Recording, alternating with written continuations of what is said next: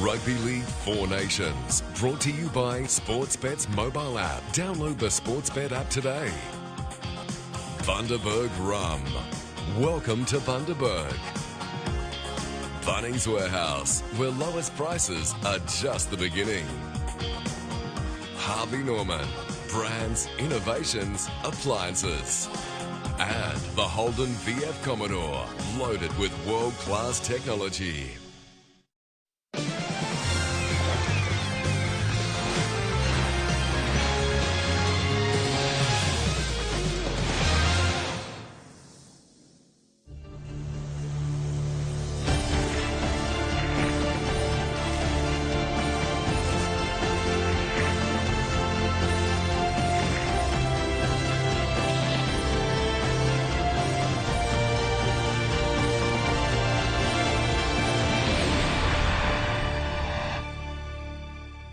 Hello everyone, welcome to Westpac Stadium in Wellington. We've been treated to a month of high quality rugby league and now the showdown. New Zealand versus Australia for the title. The Four Nations champions will be crowned tonight. And we have Peter Sterling and Darragh Lockyer in the studio with us here tonight. And as we look through this Australian team, Peter, pretty much, well, it is the team that got the job done last weekend. Is it the team that can do it tonight? Well, only time will tell. But Tim Sheens must have liked what he saw last week because he's gone with the same 17 that defeated Samoa. There are some aspects of the game that he will have hoped has improved as this series has gone on. They've conceded 10 tries, the Australians, and a number of soft ones in there. Last week, Tim Simona, David Fa'alongo. So that's the big test for the Australians tonight, is to defensively get it right, because they certainly didn't against New Zealand in week one, where they went down 30 points to 12. Disruption's been the key word throughout their campaign, Darren, and it's continued again in Wellington with this virus going through the squad. Their training hasn't been ideal. Well, that had a disruption at the start of the tournament too, with a lot of players pulling out. There's a lot of new faces. They've had viruses. They've looked a little bit disjointed at times on the field. And look, I don't think they lack belief, Australia, because they're the current world champions. But at the same time, there's a lot of new faces there, and I think tonight, if the forwards in particular, if they don't stand up to the Kiwi forwards, it's going to be a tough night. Well, this is a dynamic team, and it's a team that does have a lot of self-belief. Perhaps you could say could outmuscle Australia. Look, they probably come into this game as favourites. Confidence out of that win in week one against the Australians, where they dominated that game. 30 to 12 could have been a lot more in their favour. I think their forwards, as Darren pointed out, really dominated that game, especially with their offloading ability. They're a big side, they're a confident side, but it's 61 years since New Zealand have won consecutive tests against the Kangaroos. That's a lot of history working against you. And well, it's something for them to aspire to. It is a long drought. I think you mentioned the forwards there, Sterlo, and I think Tamalolo, who was outstanding in game one, Bromwich and Blair, those three guys in particular, if they have a good performance tonight, it's going to make it tough for the Aussies. And, on the back of that, Sean Johnson's been in great form. Well, let's find out what Sportsbet makes of this and how they've decided the odds should shake out. Joel Kane from Sportsbet, how do you see it? Well, Cam, I have to say, New Zealand, when you think about it, the mid-season test, they were $11. How things changed. Now, they're $2.15, but at one point they were the tournament favourites. Australia, they've been well back, though. Margin plus, 13 plus, $3.85. And when it comes to the first try scorer, they want two men only, both Australians. Michael Jennings, $11. Greg Inglis, $9 to be the first try scorer, which ties in beautifully with a money-back special for the first try scorer. If you place a bet there, now if any winger, any of the 2 or 5 score the first try this evening, it's money back thanks to Sportsbet to an amount of $100. To get involved, it's pretty easy. You can download the app from the App Store. For those on Android, simply search Sportsbet app. Enjoy the game. Bring on the final. Should be a cracker. And please, gamble responsibly. OK, so the Australians narrow favourites, and there's no reason to think that this won't be a competitive game. They virtually all have been in this Four Nations title series. It's been very entertaining, and we get a great culmination to the Four Nations with the battle tonight. And the Australians have always prided themselves on rising to the occasion. They have that opportunity to do so again tonight. Andrew Johns, the immortal, is alongside the field there in Wellington at Westpac Stadium. Andrew, who do you say are the key players to watch tonight? I think the fullbacks are in for a long night. It's really windy here in Wellington. But it's keeping the dew off, but I think there'll be a lot of high ball. I think Greg Inglis, I know speaking to Tim Sheens at the hotel, he's asked Greg Inglis for a special performance tonight. Wants him to be in the game for 80 minutes. Watch out for Inglis to have a big say in this game. All right, thank you very much. He's been so good to watch, Greg Inglis, along with a lot of the star players in these Four Nations teams. We'll be back very shortly on the Wide World of Sports with Ray Warren, the run-ons, the anthems, the harkers, all of it coming up live on Channel 9.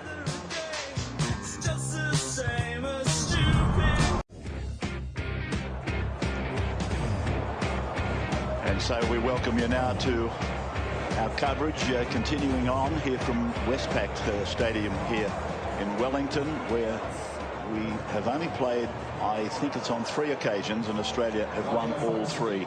In fact, the first test match ever played between these two countries here in Wellington was back in 1919. And we're lucky in one way that it's been tonight and not last night. Winds of about 140 kilometres per hour really jolted Wellington. I know it's renowned for its wind pattern, but last night it was quite horrifying with very strong winds. So New Zealand, they've gone through the tournament unbeaten. Admittedly, a couple of the victories were just by 2 points. Their biggest victory, of course, was over the Australians, as the panel has already pointed out to you. 12 all at half-time, and they scored 18 unanswered points in the opening round at Suncorp in Brisbane 3 weekends ago. It's been most successful, by the way. I was just looking at a media release.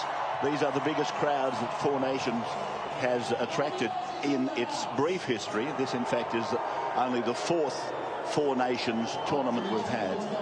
But the crowd will tonight take them past the previous best crowds for Four Nations back in 2010.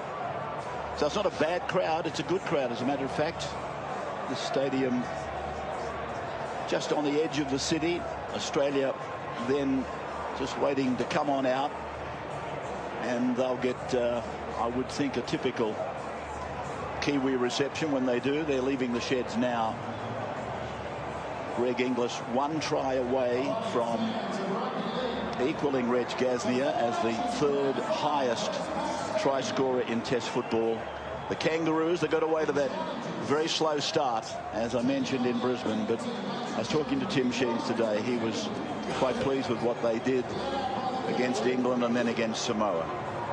Phil Benton, the referee, in his 4th Australia versus New Zealand test match. Cameron Smith goes out for his 42nd test. Australian captain for the 19th time. And goodness knows what sort of records he's going to break if he continues his career through to the World Cup in 2017. So here they come now, the Kiwis, in front of their home crowd. It's a massive advantage for them. Although the last time they played here against Australia was back in 2007, when they were beaten by a record 58-0. Simon Mannering, he becomes the 5th New Zealander to reach 40 test matches in this game tonight. Ruben Wiki, Gary Freeman, Stacey Jones and Stephen Kearney, the others. Manu, the Beast, Vatave on the wing, and Isaac Luke. His deputy for this is Lewis Brown. Thomas Lulawai out with a shoulder injury. And Jason Nightingale leading the try-scoring count equally on 4 tries with Greg Inglis. And there's the man, together with Kieran Foran, that they've really put together a wonderful spine. Proctor was strong, wasn't he?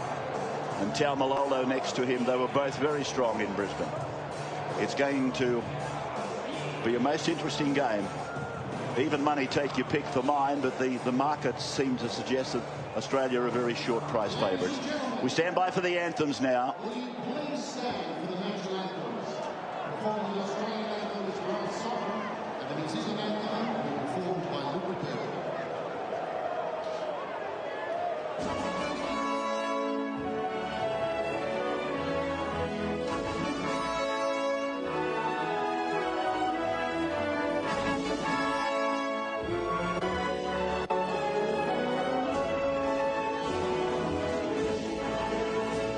Australia.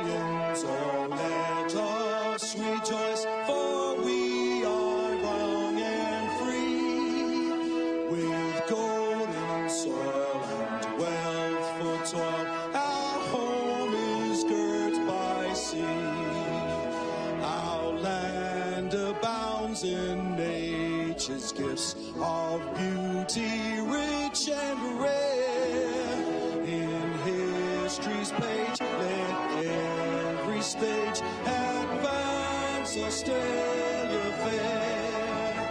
In joyful strains, then let us sing, advance Australia fair.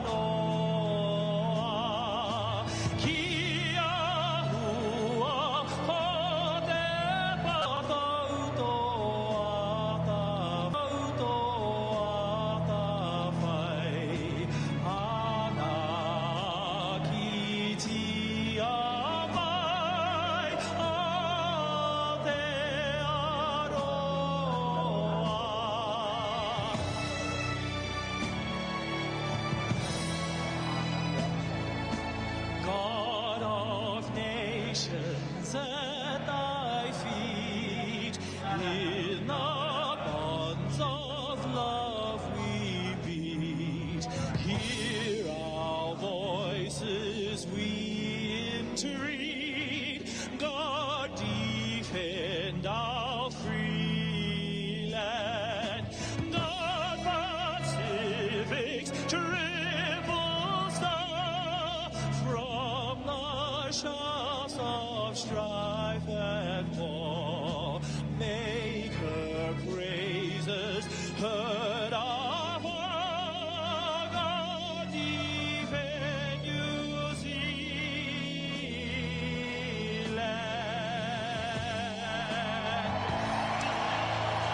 Well, a crowd of probably in the area of 26,000 people, and in full voice to God Defend New Zealand. It's a beautiful anthem, isn't it? And Luke Bird for the Australian anthem, Grant Sullivan the New Zealand anthem, and the crowd really singing their national wonderful passion. That crowd over there, wonderful passion. That crowd over there, I mentioned the crowd earlier, they just seemingly came out of nowhere to fill the stands on the eastern side of the ground. We stand by for the haka now.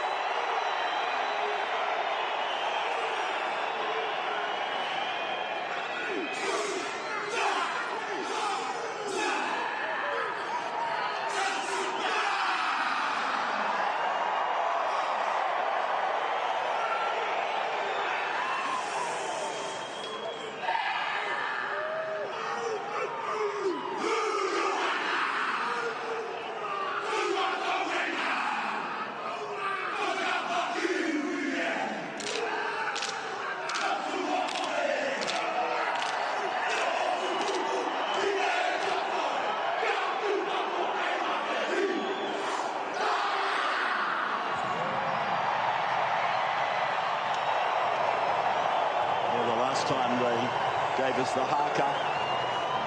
You might remember Isaac Luke was spending the second week of his suspension, and he basically came out of nowhere. There wasn't going to be a haka without Isaac Luke, and that fearsome look that he provides. So the haka completed.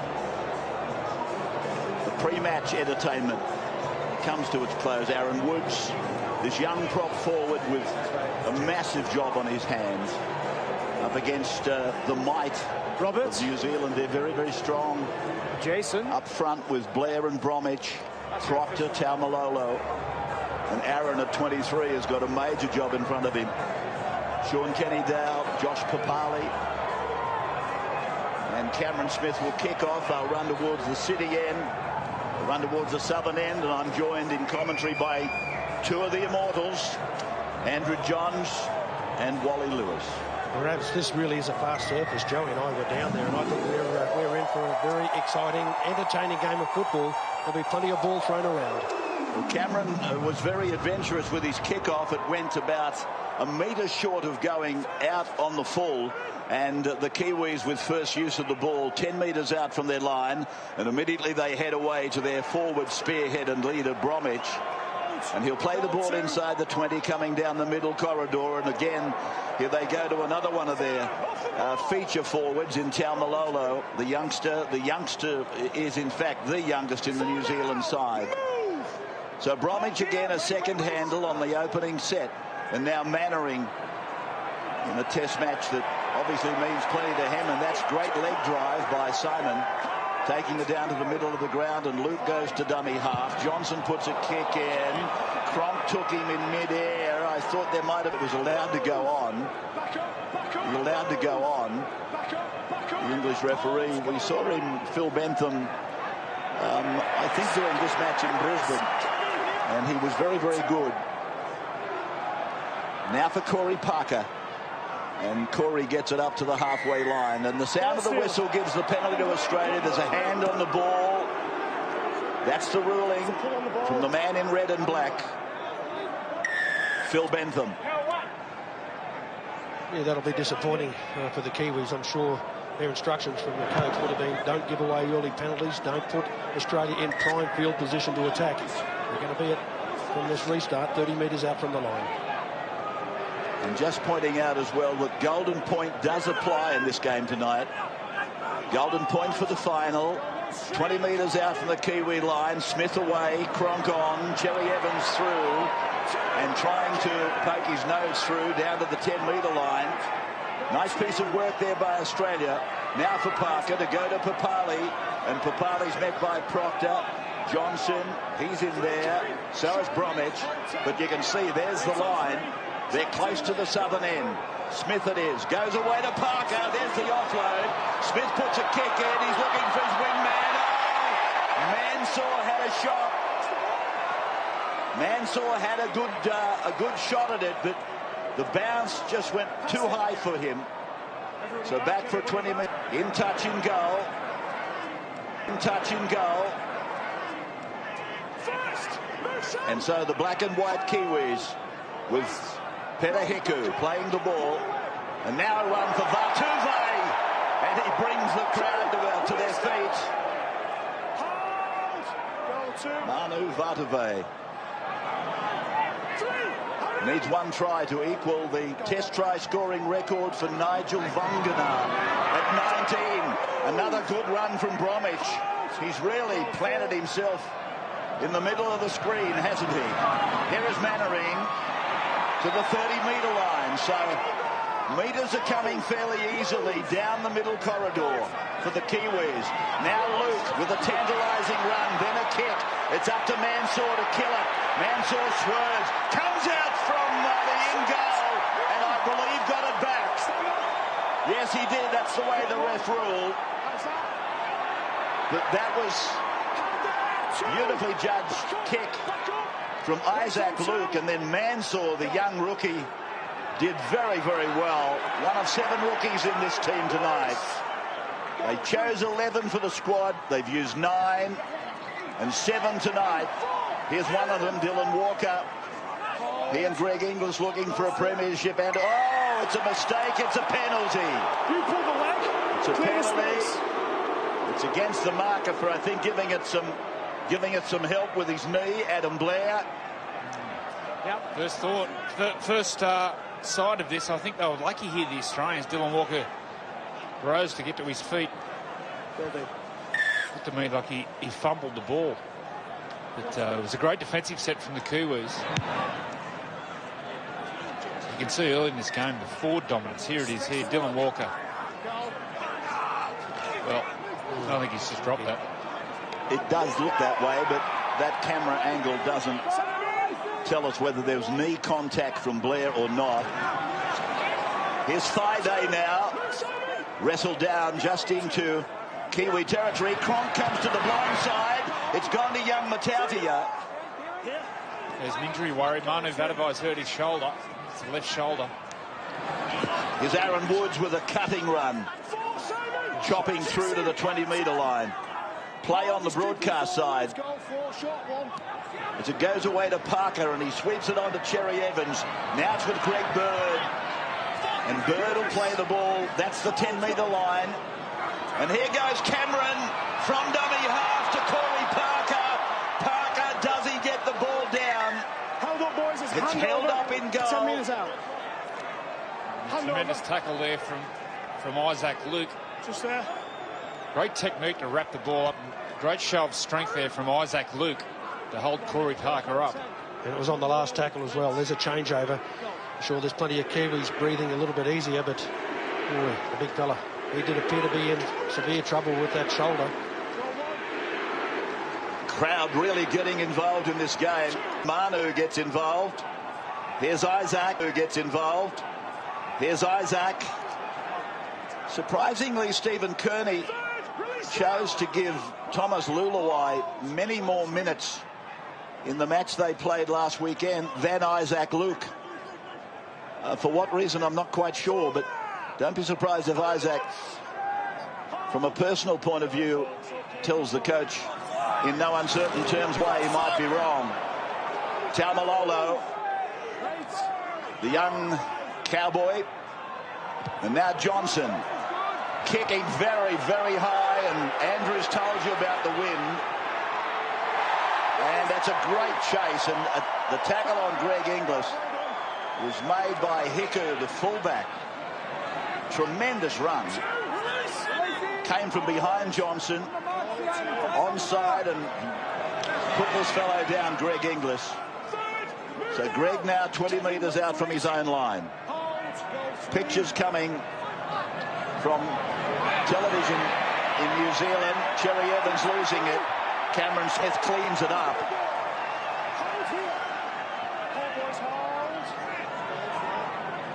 Papali. So we thank the television people here in New Zealand for the pictures you're watching. Sky New Zealand, in fact, to give them their proper title. Cooper Cronk kicking down deep to Hiku, who just made that fabulous run.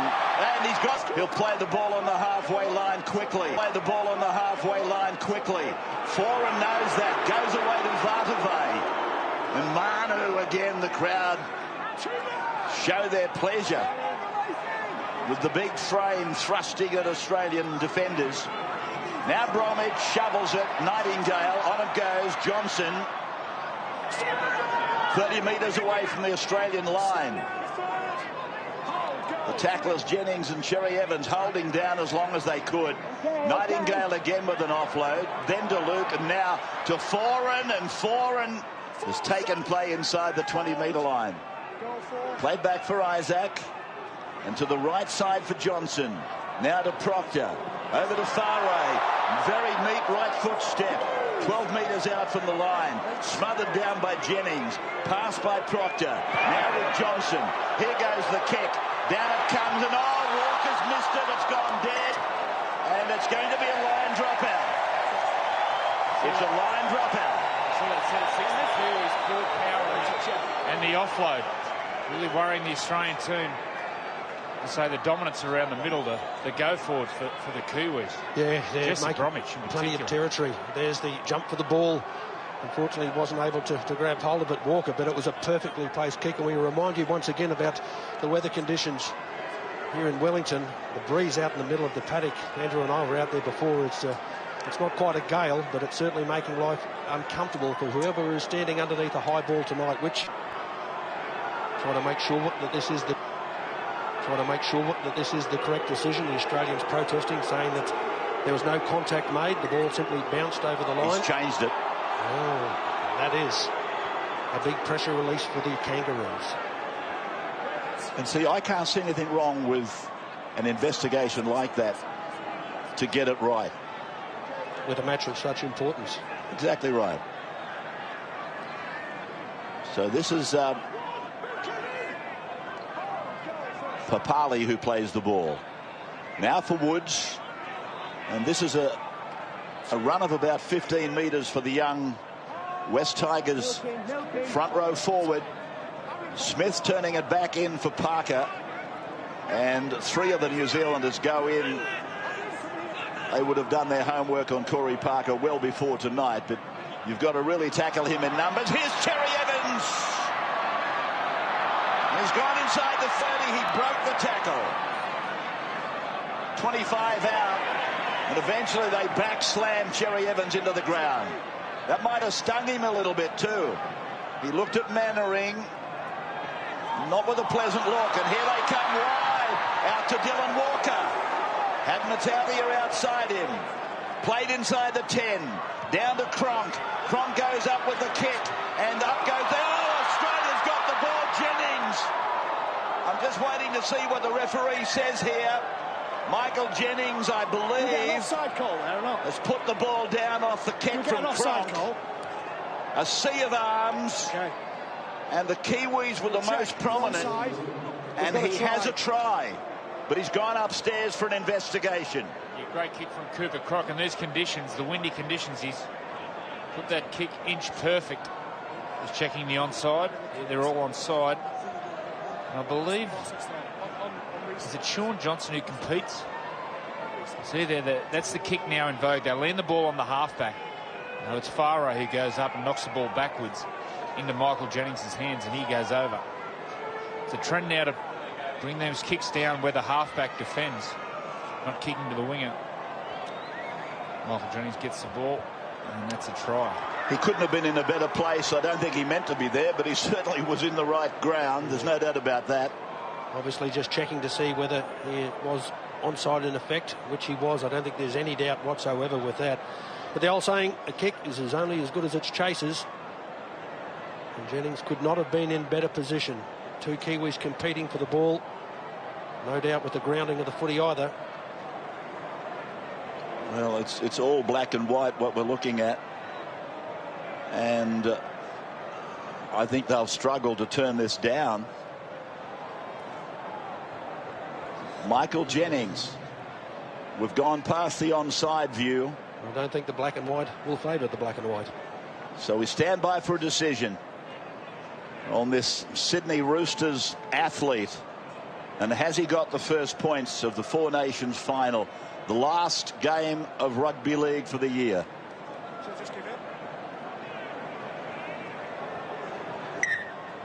He's awarded the try. We'll take a break and be back in a moment.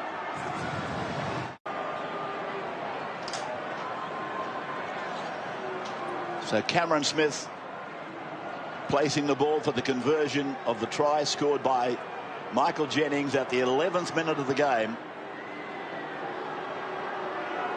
Play has gone from one end to the other. There's been some great forward surges. The big men have dominated the central corridor with good runs. But now Cameron to convert the try scored by Michael Jennings, and that he does down at the southern end of this ground, Westpac Stadium in Wellington. As fast as they come,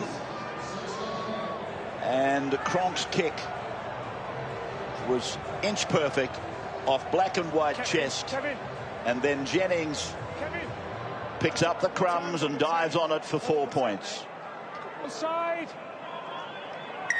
Trust you're enjoying our telecast coming to you on the Nine Network. Host broadcaster sending pictures around the world, Sky New Zealand, but you people back in Australia watching this final, thank you for being with us right through the year. As a matter of fact, you've been fabulous this year with your numbers. Here's Aaron Woods. just inside the 30-metre line. Playing it back to the skipper. Now for Bird. Puts a little stutter into his approach to the defence line. Plays it on the 40. Smith works the blind. Jennings is with the ball. So Michael with a try beside his name. And now for Corey Parker. Bouncing away from the tackle. Proctor has a second go, and eventually, with the help of Farray, they put him down. Smith puts a grubber kick in behind Nightingale, and he finds the line. Great set of six there from the Australians, channeling down their left-hand side of the field. What they're doing there, they're targeting Sean Johnson in the defensive line. Saw Greg Bird early in the tackle camp, bit of footwork got at Sean Johnson, and they channeled the play all the way down that side of the field. Also running a bit at Farray as well. When the ball was shifted to this, the closest side of the field to us, Joey, there are a couple of very showed his vast experience in being able to do it. But that is as good a set of six as you get after a restart.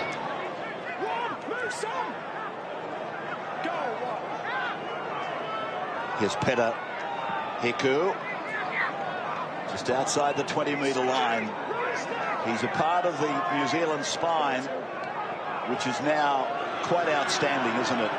Isaac Luke in 9, Johnson 7. And of course 4 in 6 and Hiku in 1. That's the reason I'm fairly confident in suggesting that New Zealand have been quite good, particularly in this tournament. In fact, their better performances have been in tournament football rather than one-off test matches. 4 and then along the line. Johnson going very, very high. Nobody kicks it as high as Johnson. And Inglis did magnificently under that ball. Sean Johnson, the number 7. Wonderful player. Here is Mansour, this confident young winger from Penrith. Yeah, he's got star attraction about him, hasn't he, Sean Johnson? Greg Bird trying to break through. In fact, he really put a dent in the New Zealand defenders. And tackle dubious. Oh boy, Cooper Cronk, he's been left on the ground, absolutely smashed from behind Jason Taumalolo. Woods, 20 metres out, a little bit more than that. Smith looked to the left, went to the right. Cronk kicks. Inglis is chasing. And Hiku flies high and brings it down. So Johnson's the dummy half. Nightingale is with the ball. And that's the 10-metre line. New Zealand's end of the ground. Vatuvei. Met quite early there by Walker and Thaiday. Kenny Dow gets it to the 30-metre line. Parker there with Thaiday and Woods. Isaac Luke from dummy half. And I think the New Zealanders thought the markers weren't square. They groaned their disapproval. Johnson again. He's peppering Greg Inglis with this kick. But Inglis has been safe. In fact, he's been wonderful on a couple of occasions under that high swirling ball from Johnson. Ball being played then by Matautia. Here's Cherry Evans along the halfway line out to Jennings. Jennings got the ball away to Mansour. Mansour ankle tapped quickly to his feet. Eventually put down 18 metres out from the line. Played to Cherry Evans. Now to Bird. Bird away. Smith on. Now it's with Parker. Parker 10 metres out from the New Zealand line. Australia leading 6-0 in this game. Cherry Evans pushing it out to Bird. Bird fancied his chances. Plays the ball quickly. Cherry Evans ran into a brick wall. Got the ball away to Cooper Cronk. He kicks foreign into the backfield. Or in behind the Australian defence line. Is eventually tackled just outside the 20 by David Clemmer. who's out there in number 20 now. And a penalty coming to the Kiwis. That will be a massive relief for the black and white. They've been struggling the last couple of times that they've carried the ball away from their own line. They've made around about 30, maybe 35 metres tops. The Aussies are making 50 to 60 every time they carted. That was a very important ankle tap on that occasion from Nightingale. He knew he was in a little bit of trouble there. Had he not made contact, it was 4 points on the board for the Kangaroos. So Taumalolo coming off. Greg Eastwood going into the game. The Kiwis taking their time. It's their first penalty of the night, the Kiwis. This is where teams like to attack, get their set structures in play. I'm sure they'll look to get to their right side and get a player like Kevin Proctor. Try to get him one-on-one with Daly Cherry Evans. Mannering then to the 40-metre line. Play down the Australian end, guarding the northern end of Westpac. Greg Eastwood just came into the game. Now for Bromwich. Spinning and reeling, just a couple of Clemmer. Now Luke, he goes second man. Now Luke, he goes second man. Foreman goes on. Hiku joins in. Well read by Dylan Walker. Mannering a dummy half. Four in the middle of the ground. Eastwood goes along. Johnson gets it out. Came off the hand of Jennings, I fancy. Be a knock-on against Australia. And it will give New Zealand a great opportunity. The scrum will go down 15 out in the middle. A great defensive read there from Michael Jennings. They had a huge overlap there, the Kiwis. A great pass here from Johnson that got Isaac Luke on the outside. But Michael Jennings saw the threat and was very aggressive with his defence. Cordner about to come into the game, as you saw on that picture seconds ago. But here's a good chance for the black and whites in front of a very healthy crowd. Late start here, but they're enjoying every moment of it. And so Luke at half-back away to Johnson and then to Eastwood. And Eastwood is 5 metres out from the line. So Australia have got a hell of a job in front of them here with Luke getting a fortunate bounce, a ricochet really. He plays the ball 5 or 6 metres out from the line. Penalty goes to New Zealand. Greg Bird goes in. Greg Bird goes in. So we come down to the mandatory push and shove. Time off. Okay, walk away. Just walk, just walk. A break in play, I think the Australians won't be too concerned about. We'll provide them with a little bit of extra time to get a breather.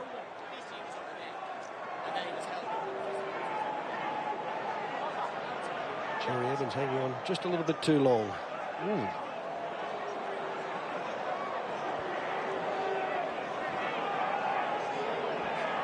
Wasn't the knee used, did you? Right.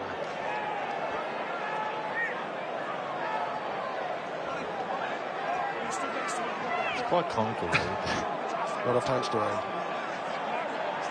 Look, even the referee's laughing. Penalty's the first one. Bad tackle.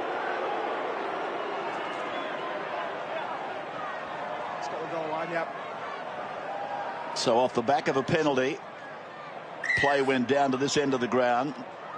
Then the knock on by Jennings. Then the scrum. So now this is their third consecutive use of the football. And Proctor upended about 15 away from the line. Out in front of Foran onto Mannering. The captain to play the ball. Tackled by Thaiday. Foran, Blair, short, lovely ball. Is the ball carrier. Park is the ball carrier. Parker was in the tackle, but it was Cameron Smith that made the tackle, made the good tackle down low. Eastwood with the ball now. Australia guarding their line. Third set in a row for New Zealand. Blair again with that pass. Foran on. Kenny Dowell is there. Thaidays tried to wrap the ball up. He got it away to Hiku. Hiku dancing along the 10-metre line to the middle of the ground. It's not over yet. Not for the Kiwis. Not this opportunity. Foreign. And he puts a kick in, and Inglis it is that cleans it up eventually. So Walker, you'll want to find the ground. So they survived that. Australia, only just. Matautia. And here they are inside the 10, halfway through their tackle count. Greg Bird did well. Proctor has got him. So has Luke. Bird's not happy. Clemmer now. A gritty run by the youngster from Canterbury. David Clemmer. Cronk then. Let's get out of here. It's too dangerous. On the run, Hiku from Manly. And picked off by Clemmer. What a hit. Get that, India. Foreign for Vatuvei. And another big hit by Bird and Thaiday. Vatuvei many times gets up smiling. I can assure you he didn't get up smiling that time. Now to Powell. Good run. The crowd loved it. Dylan Walker finished up on the backside. Now Kenny Dowell fending away from Cronk. Runs inside the 30. Inside the 20. Picked up from behind in a good tackle, Boyd Cordner. Now it's come away. Johnson away. Now it's gone on from Farai to Nightingale. He becomes the leading try scorer in the tournament. Nightingale scores for New Zealand. It is 6-4 now. Yeah, beautiful play there from the Kiwis. It started by Kenny Dowell, run out of dummy half, some great footwork. Gets into the backfield, and some really smart play here from Sean Johnson. He sees there's room on the outside. He doesn't overplay his hand. He throws the ball early to his centre, Dean Farai, who then releases the winger there, Jason Nightingale, to go over in the corner. You see here, Kenny Dowell gets the ball, big left foot step, goes through the fend.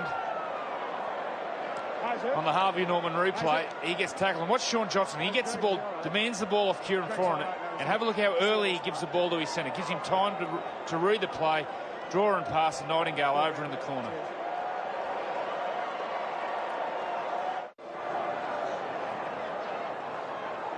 So the Kiwis are happy. They've come in big numbers. They didn't come looking for a defeat. Just for a moment or two there early on, though, Australia took them out of the event with that try by Jennings, but now Nightingale has responded. Quick play the balls. And then well read by this fellow Johnson. He knew it had to go wide quickly. The overlap was there on the right. Farai knew that. He knew his wingman had the space. Good service for Nightingale, who scores his 5th try in the tournament. Johnson from near enough to the touchline, on its way. The touchies, they like it. It's a beautiful kick by Sean Johnson, levelling the scoreboard. Oh, it's a tremendous kick, considering the wind in the stadium. While we were out in the ground before the game, it's hard to really realise where the wind's coming from. It's really swirling in here. Yeah, it seems to be coming from every corner. It's about every stat on the sheet. Unfortunately, one of those is the missed tackles as well. One of those was responsible. They've missed 9 tackles to the Kiwis 4. One of those, of course, was responsible for that break right up the middle of the ruck. Coach Tim Sheens will be insisting his players not offer any more opportunities to the Kiwis. Ground is very hard to make out there this evening. Here's to Powell. Back to the 20-metre line, a vigorous run. Proctor now. Bird low, Thaiday over the top. Now for Eastwood. Here's Bromwich.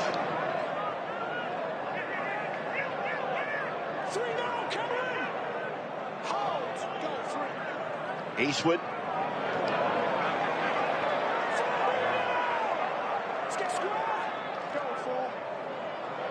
Luke then just popping it up from Mannering. They've made very good metres here, New Zealand. That's 5. And for Johnson to go to the skies again. Inglis going over fast. Oh, Mansour reached out and there was just nothing there. Well, Joey, the wind inside this stadium makes it very difficult to stand under any football, a high one that's coming down. That one was the perfect kick. It was the floater. Yeah, the floating bomb in these conditions, near impossible to catch that ball. Josh Mansour, they got his feet planted on the ground with those floating bombs. You've got to keep on your toes and keep your feet moving. See, he plants his feet there, and then late the ball drifts away. And you're under those floating bombs or torpedo bombs, you have to keep your feet moving on the ground. That time he planted his feet and was reaching for the ball. First man beside him after the mistake was none other. Inglis knew it was marked urgent. Inglis knew it was marked urgent, I can assure you. He knew it was going to be Mansour's ball. Here's Tapau again.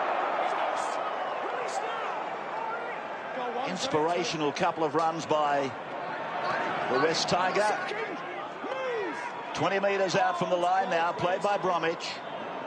Here's Isaac, collared there by Clemmer.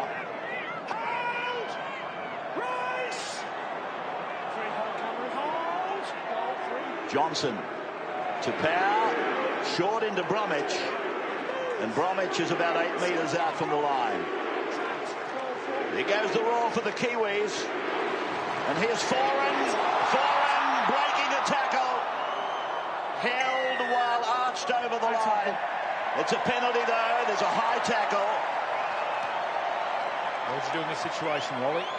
I'd keep on the attack, Joey. They just seem to have gained some inspiration from their own play. They seem to be working to the centre of the field a little bit more and looking for which side's weakest. 6-all then. Nightingale at the 24th minute, Jennings at the 11th. And I think they're going to take the 2. Yeah. There was a real committee meeting out there, and they're going to take a shot, we'll take a break and come back.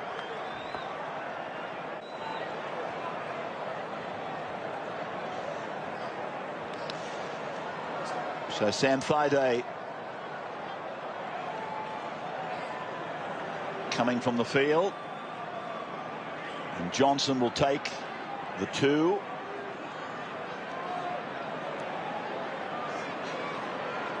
Practically right in front for a man that just kicked a conversion from the sideline. It proves no problem. Penalties 3-2 in favour of New Zealand.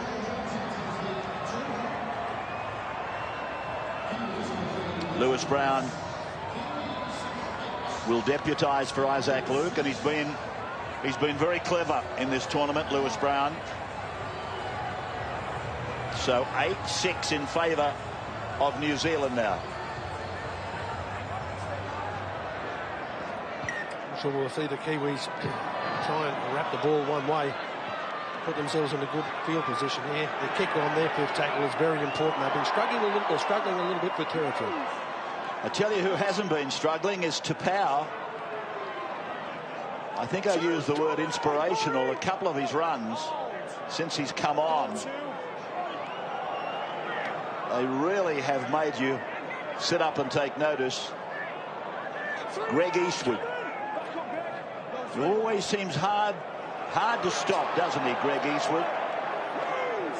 Isaac Luke, deeper into the first half, he starts to run. That's Harris, who's out there in 17. So Luke again for Johnson. He kicks again high down towards Mansour, but Inglis is under it this time.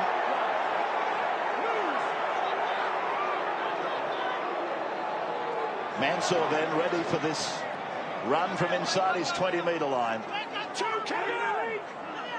But Johnson is peppering with this high kick, which is proving to be dynamic for the New Zealanders. Clemmer.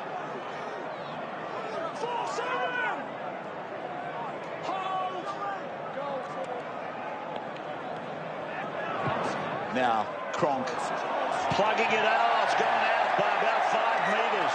Andrew, that's an indication of the breeze that's blowing in here. It's very hard to predict which direction it's following. He got his angles wrong there, Cooper Cronk. As he kicks the ball, his chest is pretty much facing towards the sideline. Cooper, the way he kicks, very much like an AFL player, kicks very front on and through the ball. That time, chest and shoulders were pointing towards the sideline. He's got his angles wrong. You know, this is probably an awkward place to play for as a kicker because you're playing on an oval ground.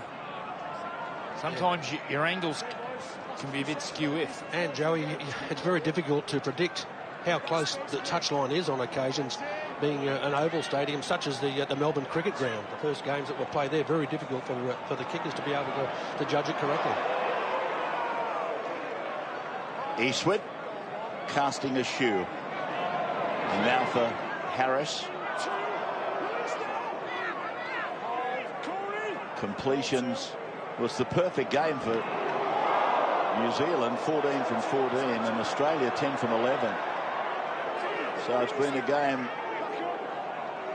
pretty much free of error. But they have really come here to play, the New Zealanders. There's no doubt about that. Johnson is calling the tune. Getting some wonderful support from the Bromwiches and the Tapaus. Mannering's been good. Hicko at the back. Foran quite brilliant. That's an awful pass. Mannering a tap on. Foran a little toe poke. And then made dead by Inglis. Tremendous play. Kieran Foran. Absolutely tremendous play. Ball hits the ground. He doesn't panic. He gets the ball batted back from his captain, Simon Mannering. And then the beautiful technique and touch from Kieran Foran. Look at this. The ball goes to the ground. He gets batted back from his captain. Just angles the ball through and beautiful touch. Kicks the ball off the outside of his foot. That's tremendous play.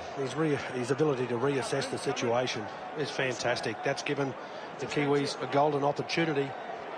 Of course, they're denying the Kangaroos a little bit of time and space, but also making them feel the heat. Mentioning some forwards. Keep your eye on Tohu Harris in jersey 17. His footwork at the line, the late footwork, is really worrying the Australians. It's Tapau. Wow. Look at this. Tapau. He just hit Greg Bird. Bird's a tough man. He went rocking back, shaking his head. Now Harris, the man that Andrew was talking about. There's Greg. He went in and Tapau hit him with everything while carrying the ball. Bird's okay. I thought for a moment he might have been concussed. Luke, Foran, Mannering.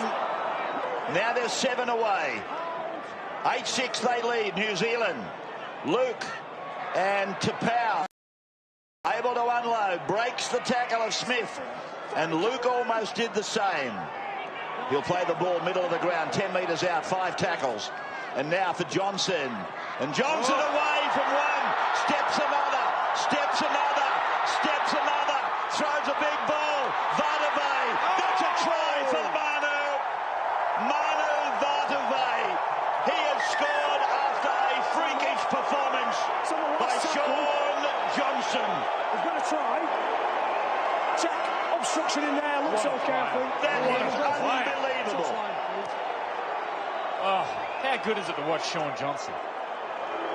The footwork and the speed, the pirouette, and then the 30-metre rocket pass. What a superstar. Impossible to predict what he's going to do when he gets the ball, Joey. I think early in his career he simply felt like that he needed to pass the ball on, wait a little while, be very patient, but now he knows that every time he runs with the football, players defending against him don't feel that comfortable. The big fella, well, I think you can see why it's so tough to tackle him. Well, look at this, big right foot step. Watch the pirouette in here. He goes and dips again, and then the hit and spin here. Look at this. Wow. That's a superstar. Well, he's beaten 4 of the best defenders in the game.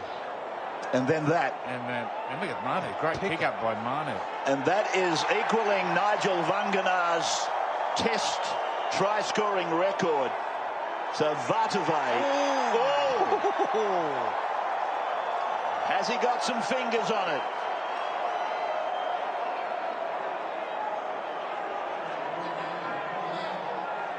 Yeah, I'm pretty sure that's going to be okay.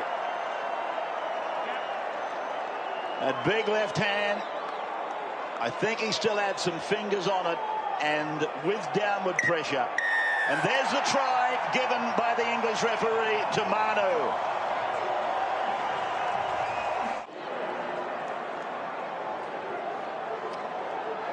So Johnson, who created that fabulous try for the record-equaling performance from Vatuvei, now from the touchline to convert and make it 14-6. Shaun Johnson, and it is going as straight as an arrow. Johnson pushes it out, 14-6. This crowd really on their feet. They're excited. The body language is great from their team. And I think they've got a smell of victory in the nostrils already off the back of this kid. I remember seeing him play in the under-20s several years ago. The first time I seen him play, he laid on about 3 or 4 individual tries, chip and chase, and you could just tell he just had that something extra, you know, that real star quality about him. And he's just, he lights up this stadium. How good is he? When he takes off, he's as quick as any player in the game, probably any player ever in the game. He's made the translation. He's made the translation with great effect to become one of the outstanding number 7s in the game. And here's the ball finishing up with 4, and Tupou is standing there belligerently asking what the hell happened there. So Bentham has now decided to pack a scrum down on the New Zealand 20-metre line. The Kiwis actually were asking the referee if he could go to the video. They're saying that it was knocked out by an Australian player, but it wasn't a knock on. The replay will be able to help us out with that. The ball was thrown backwards, and I think there may be a nose or two growing a foot longer after that little white lie. So Australia with a chance here. Oh, a little juggle just as I uttered the words by Dylan Walker. But they are pressing. They're 12 metres out. That's Jackson on in 19. At his day, oh, he's lost the ball. Referee ordering a scrum. The Australians are appealing. Look at the Kiwis. It's fallen on deaf ears, though. Bentham giving the scrum feed to New Zealand. And Josh Jackson, who I was about to say made his test debut at Wollongong last weekend. And it's got plenty of help with more than one man in the tackle. That's what he's on about now. Fair right to protest there, didn't he? Well, he wasn't trying to unload.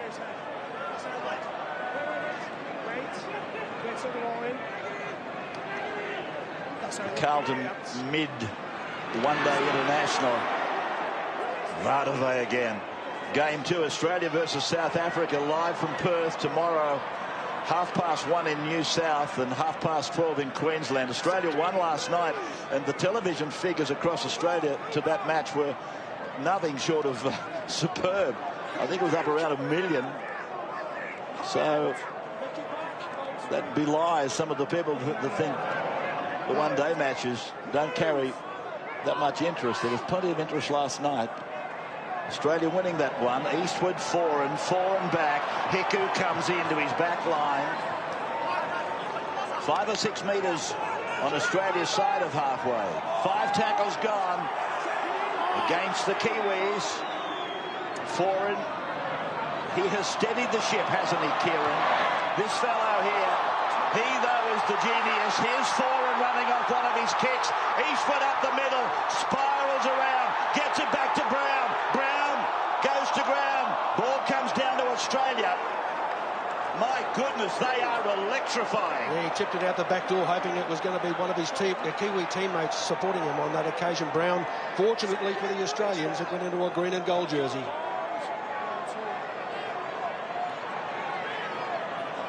Well, there's no doubt about it. If you've got a good 6 and a good 7, you're halfway there, aren't you?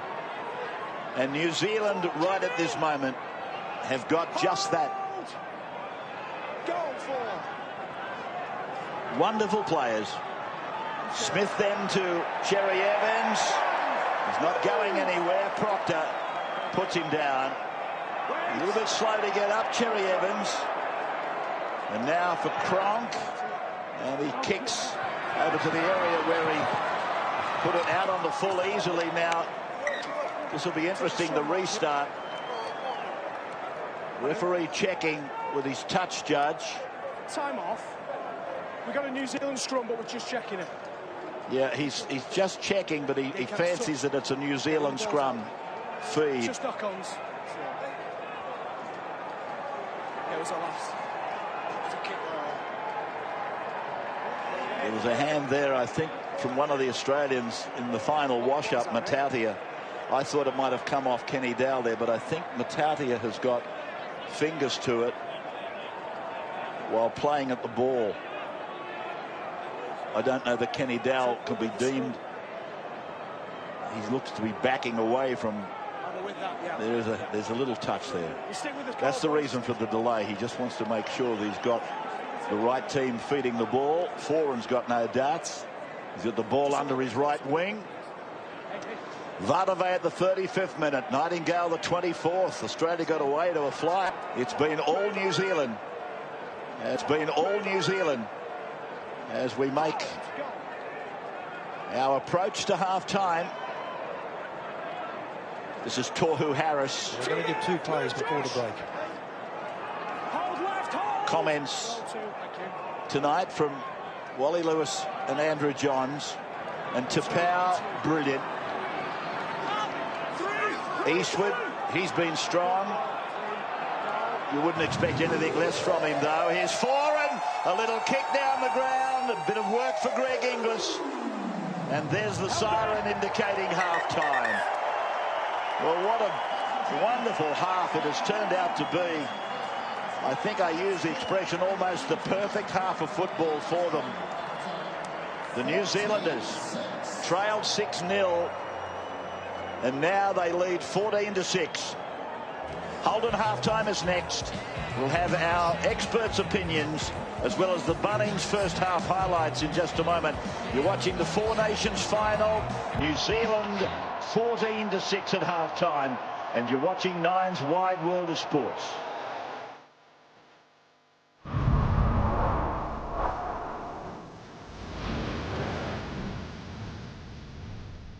Halftime, brought to you by Holden's VF Commodore, loaded with world-class technology. Think VF Commodore, think Holden. 20 minutes in that half has been all New Zealand. You can see that in the reflection of the possession. 61% to 39. 185 tackles Australia's had to make to New Zealand's 105. And look, you can see at the back end of that half they were tiring. And Bunnings highlights, Sterling? Yeah, 3 tries. The first coming in the 11th minute to Michael Jennings. You see there Sean Johnson actually got in the way of Dean Farah, and that played into the hands of Michael Jennings. A converted try got Australia away to a very strong start. But in the 23rd minute, after a long break, we saw Sean Johnson realise that he had numbers to the right-hand side. Josh Mansour actually was caught at second marker, so they utilised the advantage they had.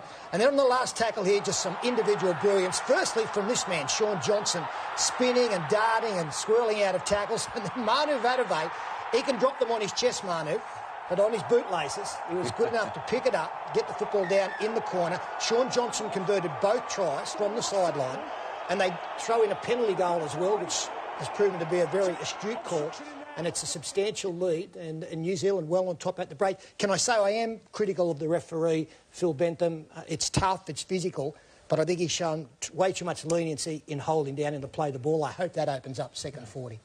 That head-high tackle penalty that was given too, they took that 2 points, gave them that extra confidence. That was a pretty light penalty as well. What do you think is Tim Sheens' message to the troops now? Because they are really up against it here, Peter. They're going to do very well to get out of this, but they did so against England. They trailed 12-4 in that game. So they've just got to maintain their belief, get more football, and keep pressure on. You know, their kicking game Now we've seen Cooper Cronk kick out on the full. I think that's an area they could probably improve. Yeah, I think repeat sets would be the message for, that's what the Kiwis did well in the first half. The Kiwis bench has been more effective than ours, but I just think the Australians need to build pressure by holding the football. All right, well, the impression here is, Andrew Johns, that they are very much on top, the Kiwis. Is that how you feel it from there? Oh, yeah, especially in the forwards, Cameron. The forward dominance, they're rolling the ruck for the Australians. It's 14-6, but they're well ahead. If the Kiwis score first in this second half, they could really go on and do a job on Australia. But I'd like to see the Australians have more dummy half running, just to move this big forward pack around for the Kiwis. But at the moment, the Kiwi forward pack are absolutely rolling the Australian forwards. Plenty of work to be done. How does this change the odds with Sportsbet? Let's go to Joel Kane. Well, Cam, worrying signs for Australia. When you think about it, the one try, a lucky bounce off the kick. So the Kiwis are dominant at the moment. Now, you can still get involved. 1-3 bets, that's the number to call. Of course, the prices in the markets. Plenty of markets there can come from your app, but to do the bet, it must be 1-3 bets over the phone for live betting. For example, who'll be the first try scorer in the second half? That's a market. What will the line be? Well, before the game, the Kiwis were given 2-point start at the line, but now it's Australia, 6-point start in the line. So to get involved, of course, you can do it over your app. 1-3 bets, that's the number to call. Enjoy the second half, and please gamble responsibly. It's a big challenge for the Australian team. Tim Sheens, what can he do to turn things around? We'll be back live from Wellington on the wide world of sports very shortly.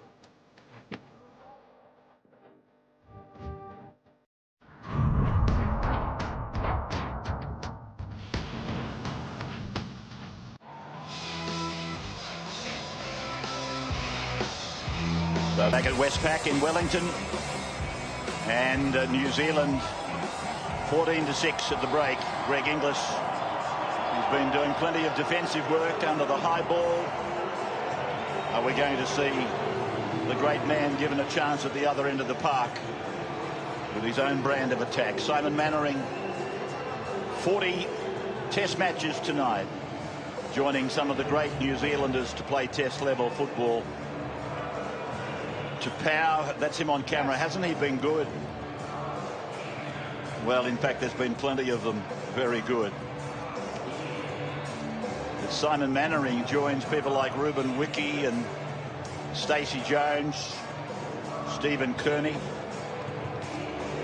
Greg Bird with a little shiner there on the left eye.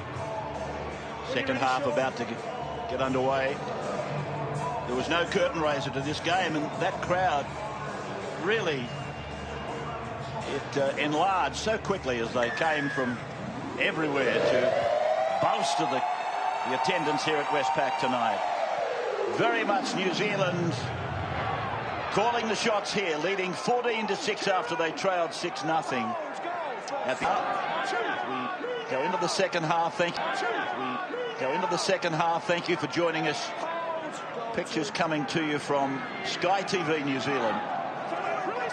And Andrew Johns and Wally Lewis in commentary with me tonight. Is Aaron Woods. Have the Kangaroos got something? The body language is telling us that the New Zealand forwards are rolling over the top of them. They've got to find something. This tackle has crept up, and it's a penalty to Australia. Lewis Brown, the offender. Our stats man, I'm told, celebrating his 50th birthday this weekend, David Middleton. So from all of us in the commentary team and the football team, happy 5-0. I thought you celebrated it quite some years ago, but anyway. Played by Jennings, and now it's gone away to Jackson. Jackson 25 metres out from the New Zealand line. Woods running a little decoy, then Cooper, and here's Cherry Evans in and swerving and giving it, and Matautia, he goes in to score, the 18-year-old, youngest player ever to play Test football for Australia. Cherry Evans is down, he's not 100%. But he's run through a gap and given the ball to Matautia. And the referee just blowing time off for the video referee to go back and have a look. The Kiwis were protesting obstruction, the Shepherd play. The Kangaroos They executed that extremely well, though. Shifting the ball wide. Just put the Kiwis on the back foot. Have a look at that. They're just shuffling backwards, sideways. There's no forward motion. I'll have to look at the front on there. Yeah.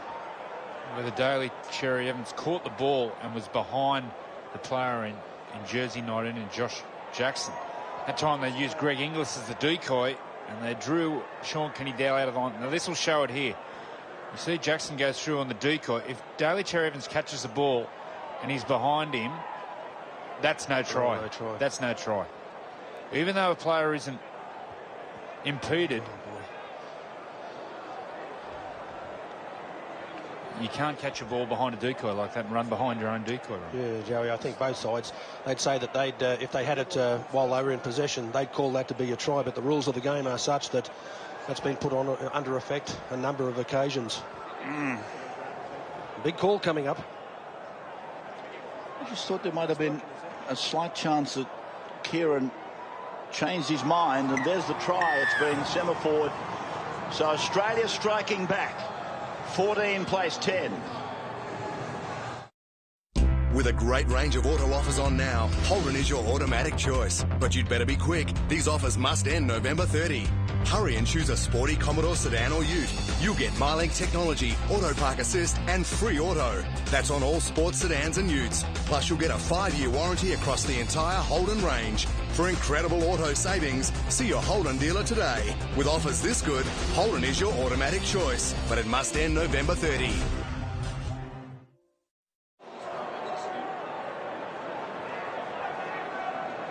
So 42-metre kick on that acute angle for Cameron Smith.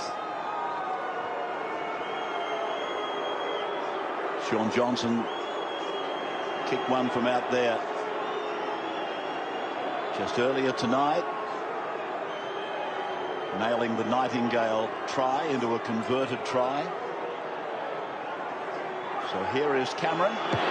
From way out there, it's looking okay. No, yes, it's there. So Australia straight back into gear. 14-6 down at half-time, back to 14-12, and here it is again. Just watch Foran. It doesn't matter if Kieran Foran wasn't impeded. You cannot catch the ball behind or inside a decoy runner and run around the decoy. So the Kiwis restarting, and here's Papali.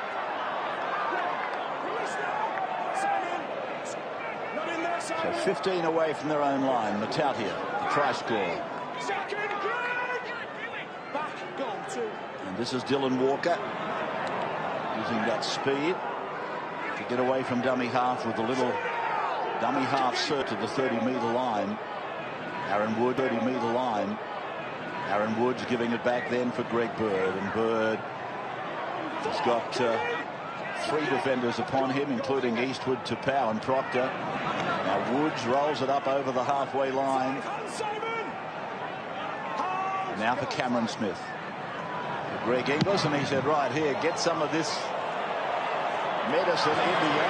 You gave it to me in the foul. He puts it down, but in an onside position is Nightingale. That is huge. So now Vatuvei, he's been suspect under the high ball in good conditions. So Greg, I'm sure, will go back and revisit that again very shortly. I think Vatuvei lost it when it got past the clouds. Played then by Nightingale. Here is Tapau, just outside the 20-metre line. Well, that's the medicine that Australia needed. And we've got an injury here to Martin Tapau. There was a strong thought that Australia had to be the next team to score. And they were, as controversial as it may be, and you've heard what Andrew has had to say. I just thought that Foran might have actually made up his mind to drop off and go for the man with the football. But that's just simply a matter of debate. Australia's been given the try, and they're back to 14-12. That's what really matters. And the concern is now for Martin Tapau. Inglis, the man that reefed that ball up, way up into the heavens. And you saw what Johnson did in the first half, so Inglis has now responded. Just while I've got a moment, I just got some news passed on to me about a very, very good friend of mine and wonderful journalist and author, Ian Heads. And I believe Heads is in hospital. I hope he's watching this. Not necessarily from hospital, but if you are watching, then I think we made our first international tour together here in New Zealand in '71.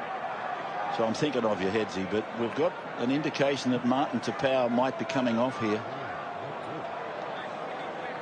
And he's been a powerful runner for the Kiwis. Certainly was in the first 40 minutes of play. Made life, or terrorised the Australian defence. I honestly thought that he swung the pendulum around. He just had these wonderful, inspirational runs. Now let's have a look at this. He might fall awkwardly here on Cameron, does he? No. I don't think there's certainly no foul play involved. We'll take a break anyway. We'll come back and check on Martin Tapau when we come back.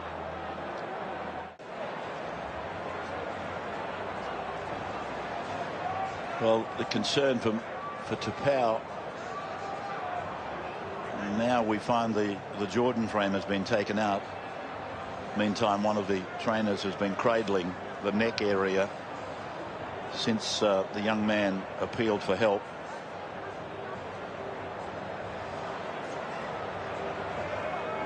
It's hard to see how it would have occurred.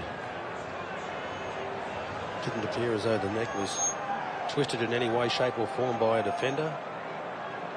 He appeared to make solid contact with the ground and whiplash his neck. Certainly has been a stop-start opening to the second 40-minute period.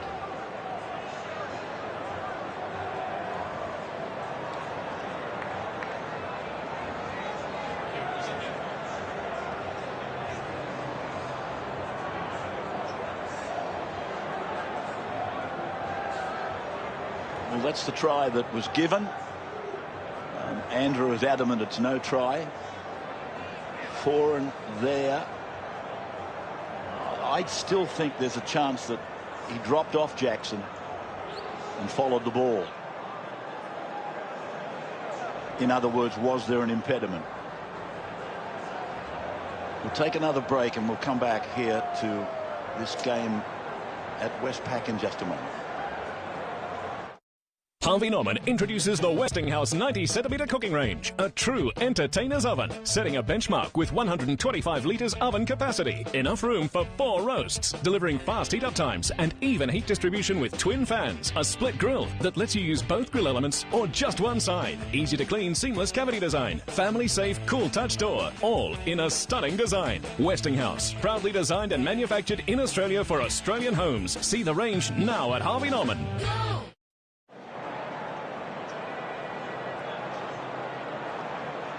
So back at Wellington, you're watching the Four Nations final. This is the 4th Four Nations. Martin Tapau being placed in this Jordan frame. Kiwis still celebrating the fact that they are in front by 2 after being in front by 8 at the halftime break. They won this tournament back in 2010. I was about to say this is the 4th time the Four Nations has been played. And Australia has won 2 of the 3 decided. New Zealand winning it back in 2010, you might remember. So a significant delay, but it's imperative that this work that is being carried out is done with ample time.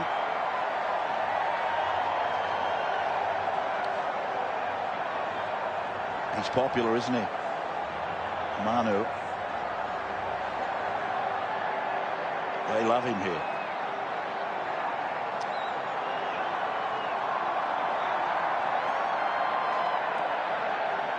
equalled Nigel Wangara's Test try-scoring record here in the first half. Yeah, hard enough to read when it's the right way up. So Tapau being cradled off, and he's just put the hand up.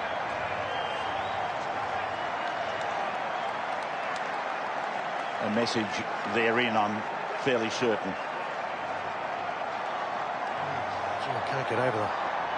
That is a huge loss for New Zealand. He has been one of their most inspirational players in the first 40-minute period.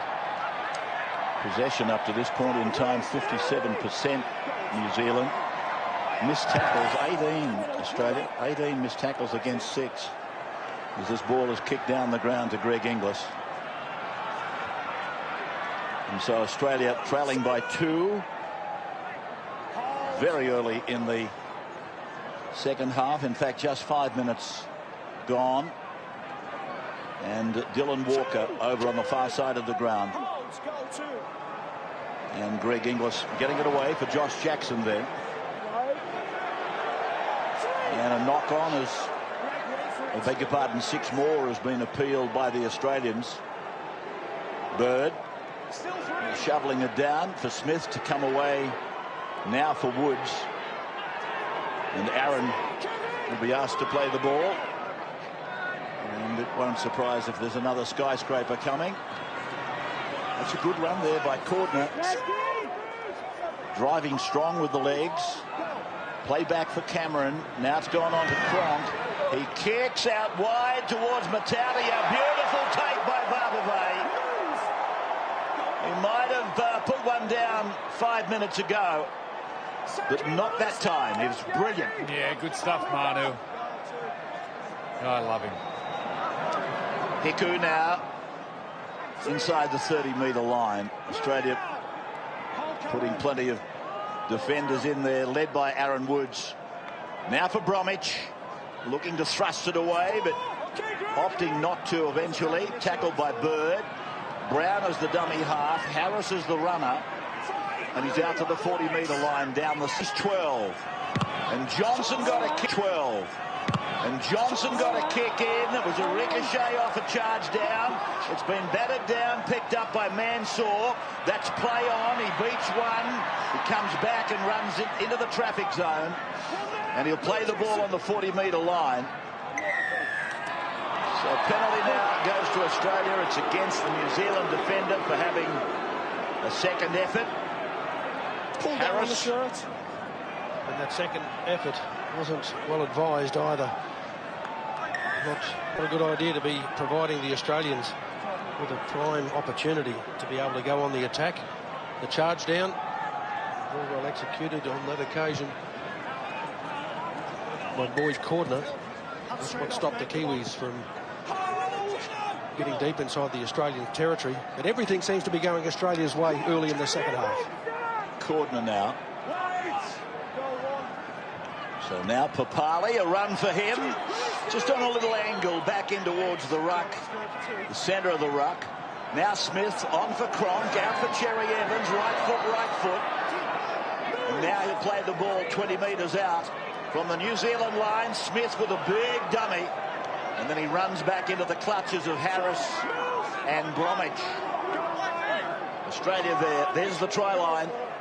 Just a couple of metres away now. Cronk puts a grubber kick in. Vardavay goes back, cleans it up, gets back into the field of play. Downloads it to Kenny Dow. He loses it. And the Kiwis have got the ball. There's a knock-on there. And in the field of play, he's going to put a scrum down. And he's giving the feed, I think, to New Zealand. It was a one-on-one strip, and the ball went forward after it was stripped from Kenny Dow's hand. What was happening there with the offloads in their try line? Was it Greg Bird who raked the ball out? Andrew, I think that that mass stoppage in play has really taken a little bit of wind out of sails from both teams. Very important that some of the senior players remind their teammates what the game plan is and stick to it as rigidly as possible. Played then by Harris. Here is Hiku. And he's met there by Papali and Smith together with Woods. Play just inside the 30-metre line. And Greg Eastwood it is that rolls it up towards the 40-metre line. And then from Brown, he goes on to Mannering. Mannering through the tackle of Bird, got it back to Brown, given to Bromwich, now to Johnson. He puts it over the top to Proctor, now to Faray, and Faray is pulled down just outside the 30-metre line, mainly by Jackson. Here it is with Johnson, and he kicks high, but not as high as before, and Inglis is with the ball. A lot of pressure on Johnson after he kicks the ball. I think that had it been an NRL game, that would have been a definite penalty.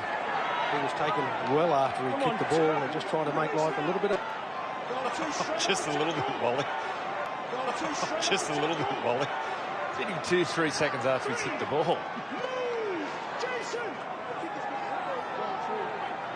So here's Aaron Woods now. And again, very good effort. Out to the 30-metre line. Cameron to go away to the Birdman. This tournament, of course, played under the international rules, including the fact that there's only one referee. And that has found touch. And it's found touch just outside the 20-metre line. Wow. He's appealing for 40-20 here. Yeah, he's racing up. I don't think it's gone inside the 20. It's a little bit of trouble. The Australian second rower. He's inside the 40. Let's see where it crosses. No, it's crossed outside the 20. Just looking at Greg Bird on that occasion. He's had 2 or 3 occasions tonight where he's been struggling to get back onto his feet. One leading into the half-time break. Seems to be having some rib or chest injury problems. Just on that subject of one referee, have you guys got a thought on that? I mean, it seemingly has worked comfortably and successfully the old way. I've had a few emails on that very subject, people asking why do we need 2 when one seems to get the job done satisfactorily. The effort really, or the protection physically of one referee. But these fellows through this tournament seemingly have handled it with comfort. Play by Hiku now on the halfway line. So from Brown, it's gone to Taumalolo. He's a player this young. Now for Johnson.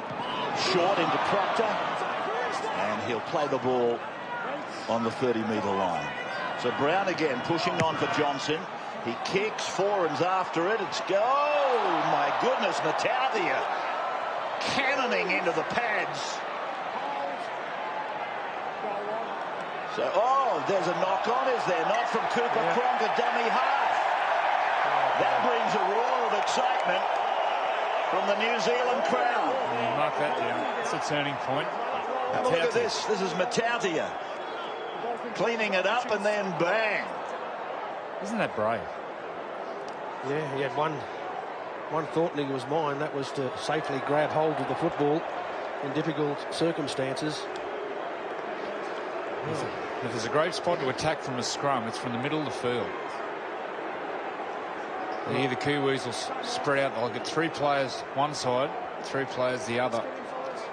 And Australia have marked up. They've got 4 defenders on one side and only 2 on the other. 2 plus the halfback, Cooper Cronk, who I'm sure will stay. They got around about 32 metres to work with there, Joey. Around about 32 metres to work with there, Joey. Plenty of room. Surely the ball goes to Kenny Dow here.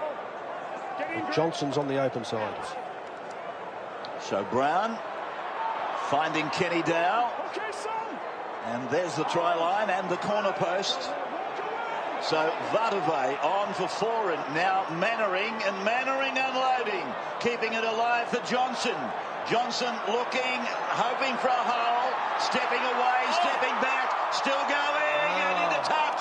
That's a shame. Good tackle by Michael Jennings. Just for a moment I thought it was going to be a soloist effort by Shaun Johnson. And celebrations in the Australian camp, they realise that they're off the hook. Well, for this set of 6 anyway. Speed off the mark. It's quite extraordinary. Acceleration. Great work, Michael Jennings. I'm sure the Australians were happy that he was in that position. He's very quick himself. Had to be. One of those players, Johnson, every time he gets the ball, the whole stadium comes to life. Everyone's on their feet. Okay, boys, heads in now. I think that's one of the real reasons he's so tough to handle, Joey. You think something's going to happen. Obviously, the defenders outside him sometimes don't think about the task at hand straight in front of them. They're looking at Johnson, fearing him. Jennings. The wonderful thing, isn't it, speed?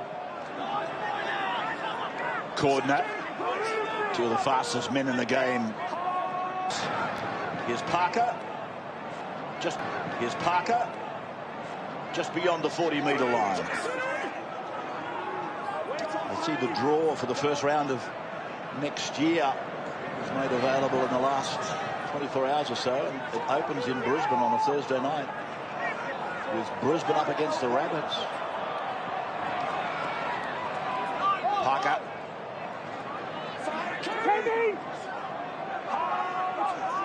I think Manly plays Para on the Friday night.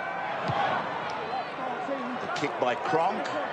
Down towards Hiku. And very good under the high ball. Leaves the ground confidently. And now Vatuvei. And taken by Thaiday. Papali coming over the top.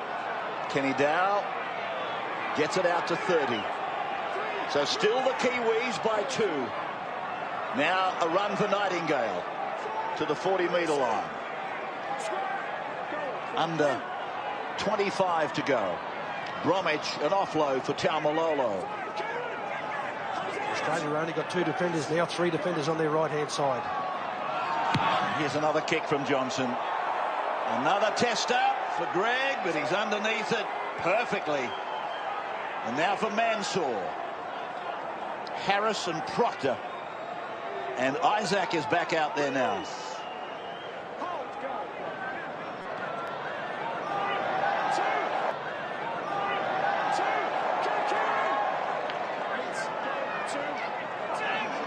Walker can't get away from Mannering. Australia bogging down somewhat inside their 20-metre zone. Thaiday. Now Jackson. And Harris is around the legs. Mannering coming over the top with Isaac Luke to the 40-metre line, and a kick out of dummy half from Cameron Smith. Down to Hiku. Outside 20. Taken by Walker and Thaiday. That's the 30-metre line. So Kenny Dow, a dummy half run of some proportion as well. For him, Vatuvei. And the big fella, the beast, struggles his way down towards the 40-metre line. Australia's end. Bromwich, a handoff for Johnson. He's away. He's going to score for sure. Johnson scores for New Zealand, and the crowd goes wild. This superstar of the future, maybe the present, he's done it again. Joey, what about that for a show and go? Stand and applaud New Zealand. What a superstar. Have a look at him. Gets the ball in space. And then what about the contest one-on-one with Greg Inglis? And puts the pedal down and burns Inglis on the outside. What a special play. This will look great. He gets the ball here. Nice ball from Bromwich. The show and go. And he gets on the outside there of Boyd Cordner. And then the in and away on Inglis. And just the whole stadium erupts. And why wouldn't they? What a player. This will look great from this angle. Daly Cherry Evans takes the dummy. And look at that. In and away. Yep. It's just not the player that's directly in front of him that's responsible, is it? You must, if you're the player on the inside, you've got to slide across to make sure that he can't use that play, the show and go. And it really looked like he was going to sidestep back inside Inglis. He changed his mind, decided to get outside. And nobody does that too easily. Elation in the Kiwi camp, and why shouldn't there be? What a performer. He is just an extraordinary talent. He's got so much talent. It's a joy to watch him play. He was always going to be a great player, wasn't he? It was just a matter of when he became, with his confidence, that the self-confidence was at a level which everybody else had on it. When he thinks run, when he gets the ball and thinks run, that's when he's at his best. And we saw there just the acceleration. He chooses the moment, though, doesn't he, Andrew? I mean, it's all very well to run, but he chooses the moment so beautifully. Big kick. This to take them to 8.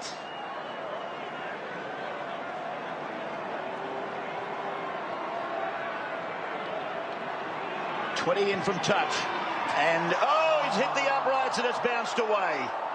So Australia still a converted try behind. Johnson will be very disappointed with that. It just looked like it was coming back, didn't it?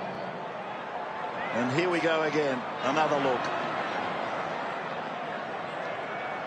The vision through the gap, in and away on Greg. So good.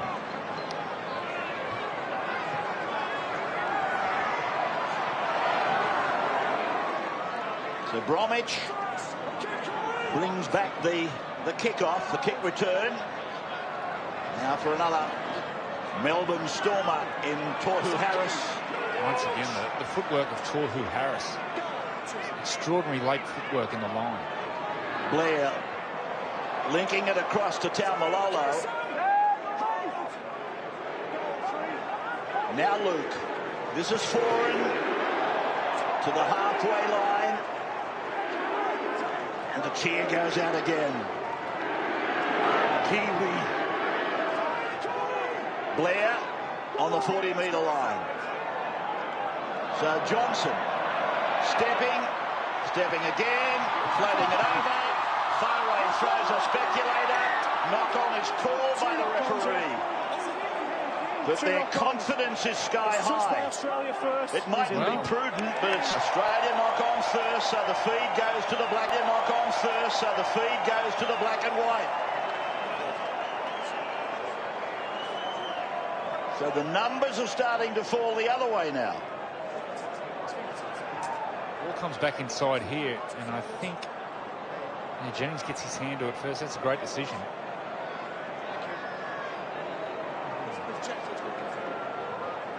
Well, this is where communication will play a massive role for the Australians.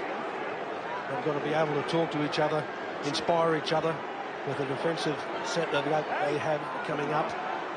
The Kiwis, they're quite determined to strike while the iron is hot here. Quarter of the game to go. Nightingale. And now for Bromwich. Big man, but light on his feet. It's through a power of work, Jesse Bromwich. Might be the #1 prop in the game at the moment. Blair. 15 out, centre ground, left side play, and then foreign sweeping. Hiku passing. Vatuvei! He's gone in to score again. Now he holds the record on his own. The beast has brutalised them out there on that left side. Yeah, great play, Kieran Foran. He gets the ball here, a wide pass from dummy half of Isaac Luke, and he gets across field. But the key for this play from Kieran Foran is he straightens the attack, which then gives his fullback Petahiku room to move. Look at Manu there, a crowd pleaser, and then close to the line. You watch Foran gets across the field, but then straightens the attack there, which holds Cooper Cronk. Petahiku, beautiful pass, and really you're never going to stop Manu there. It's the way he straightens the attack here, Foran. See, he straightens the attack and holds Cooper Cronk for that fraction of a second, which then enables Manu to do what he does best, and then just says, get out of my way. Well, there's nothing wrong with that. Well, on the way to the ground, Joey, I think you and I saw thousands and thousands of fallen trees, logs about to be taken out. I think I know how they got rid of them, knocked them out of the ground.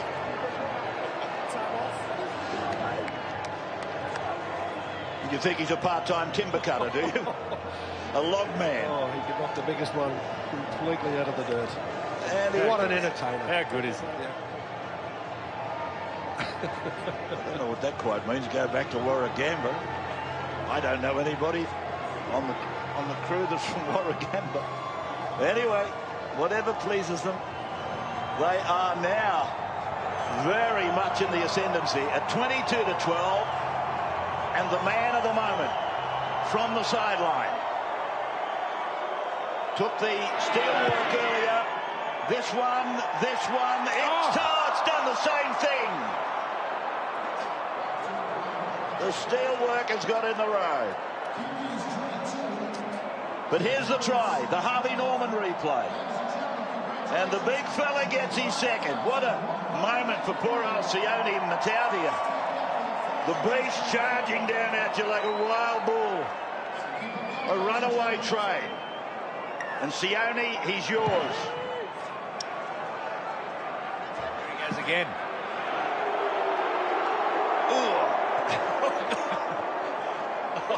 Where would you tackle him? I don't know. I'm just glad I'm up in the commentary box. Here's Blair.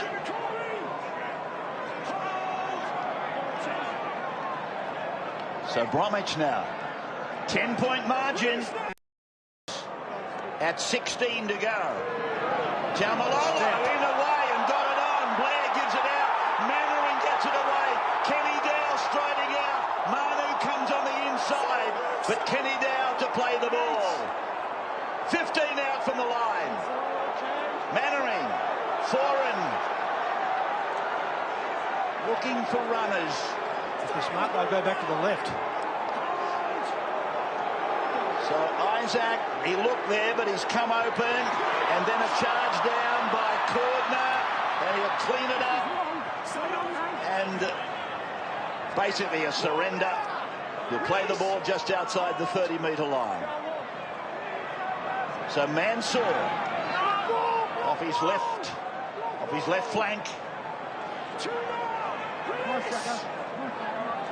His own 40-metre line on your back 3-second session. 3-second session.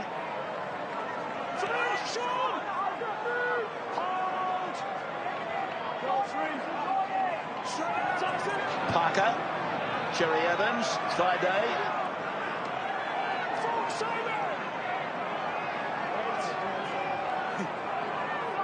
Cronk, Walker, away from one.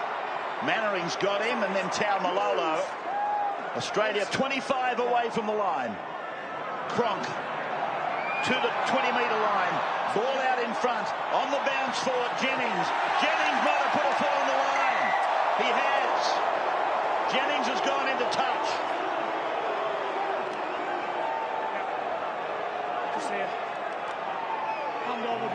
Isaac Lucas hit here from Greg Inglis.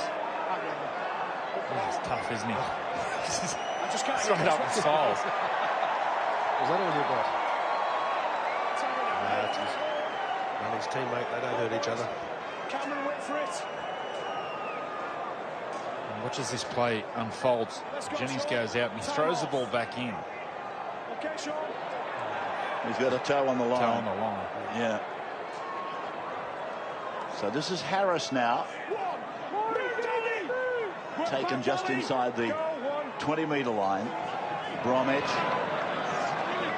Held by Jackson in 19. Bird around the legs. He's been strong. Bromwich. Goal 2.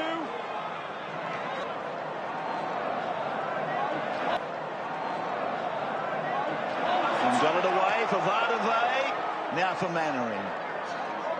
Mannering looking like he might want to unload. Halfway line, blindside, Vardavay.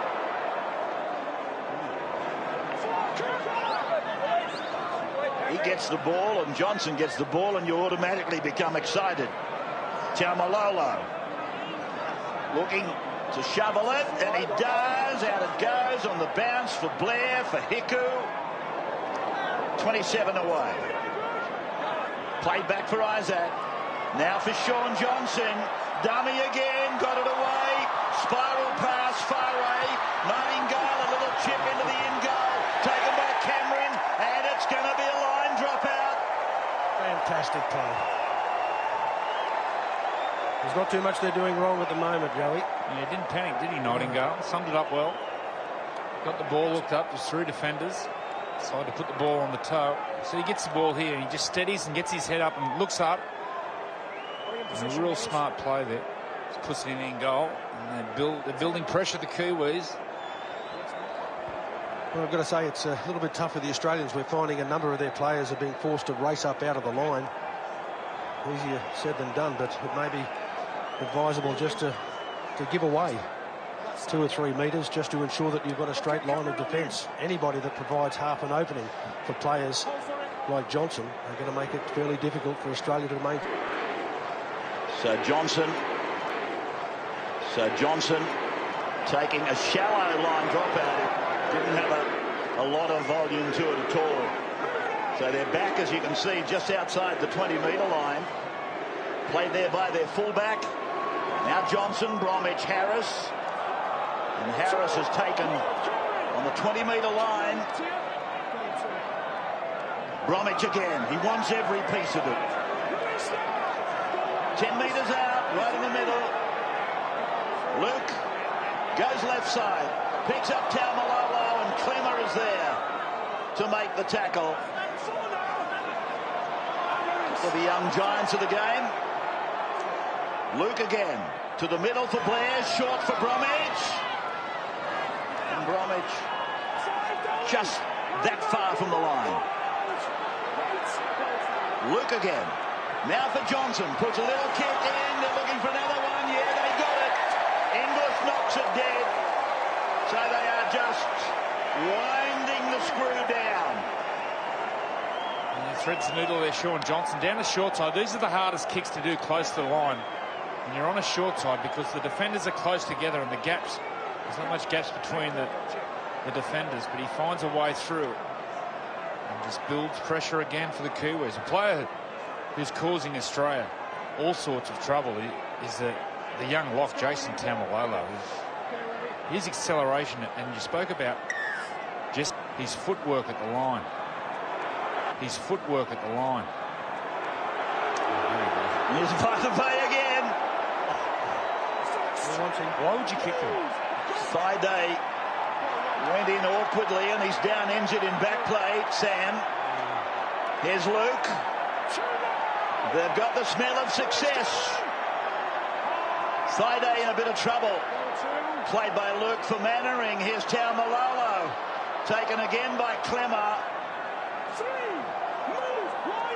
10 metres out. I'll run it, Sam, for sure here. And here is Foran away to Mannering, looking out the back to download. There's the line. So Luke, it's been knocked down by the tackler. It went back, and Friday finishes up with the ball. Blair just asking a question. He's not well, Samuel. Now Inglis. Here's the key for the Australians. Inglis. It's the job of the halves. They need to free him up. Get Inglis wide of the ruck and need to bring the Australian fullback into the game. Here's Clemmer. Bring that left knee up a little bit. I've just got a message that Martin Tapau told the doctor he felt pins and needles in his arm. Scans. That's as much information That's as much information as we can get on Martin Tapau, who was taken off in the Jordan frame about 2 or 3 minutes into the start of the second half, after he played a major role in the first half. Here we go again. Here is Vatuvei. He's gone across there to Sean Kenny-Dow. He's over halfway. He breaks away from 2 or 3. Comes again. The same 2 or 3. And they put him down this time. So Bromwich. 10 minutes. Less than that to go. 9 minutes of the Four Nations. 9 minutes of the season remaining. And Blair will play the ball on the 20-metre line. New Zealand 22-12. Lewis Brown almost posts, hopping out of a tackle. And another Australian injured, Corey Parker. Now Johnson, now Hiku. 3 metres out, 5 gone.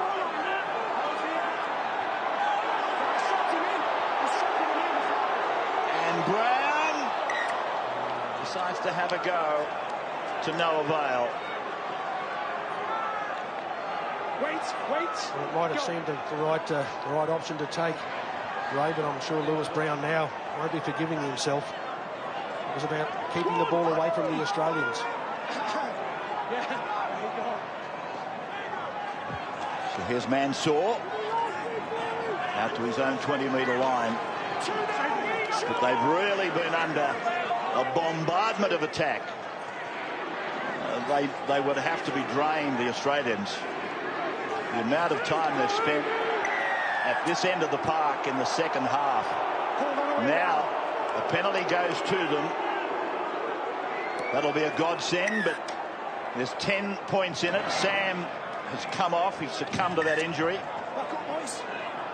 And Taumalolo, you can see in the bottom right-hand corner, Taumalolo has also been taken from the field or rested. So Australia down New Zealand's end now with Parker bouncing away from Blair, taken by Eastwood around the legs, Harris over the top, and now it's with Greg Bird. Ben Hunt is out there, a dummy half in number 18. Dummies to Smith, goes behind a runner. Cronk, little ball away there to Papali, I think it is.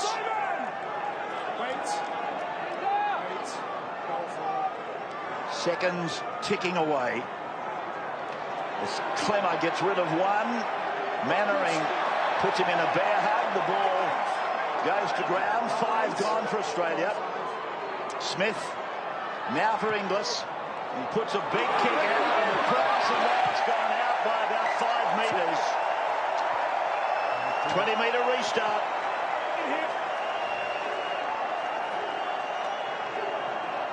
So the crowd figure here tonight, 25,183. So the aggregate crowds for a Four Nations tournament have been basically smashed by that 25,000 in attendance tonight. A tournament that started 3 weeks ago with the New Zealanders showing us that they were going to be very hard to beat, giving Australia an 18-point hiding in Brisbane.